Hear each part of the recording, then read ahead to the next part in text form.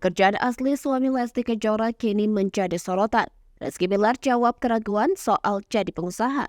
Baru-baru ini, pekerjaan Rizky Bilar mendadak menjadi perbincangan publik.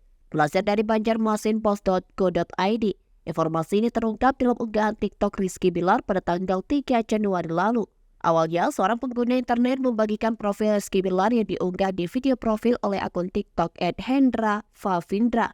Dalam video profil tersebut, Rizky Bilar disebut sebagai seorang pebisnis.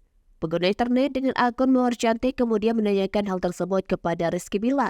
Rizky Bilar lalu memberikan jawaban dalam unggahan di TikTok pribadinya pada Rabu 3 Januari 2024. Ayah dari Abang L memberikan penjelasan rinci mengenai jenis bisnis yang dimilikinya. Ia juga memberikan penjelasan rinci mengenai sektor-sektor bisnis yang dijalankan oleh perusahaannya.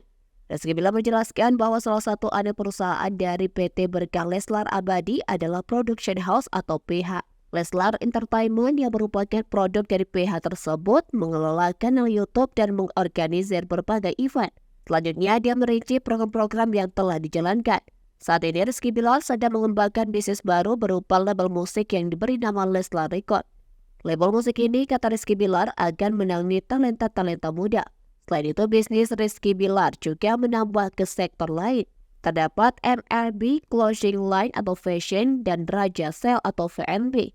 Rencananya usaha Rizky Bilar di bidang VNB akan diperluas dengan membuka coffee shop pada tahun 2024. Melansir dari Kompas.com, warganet heboh mengajukan pertanyaan tentang munculnya kembali Rizky Bilar di salah satu saluran televisi Indonesia.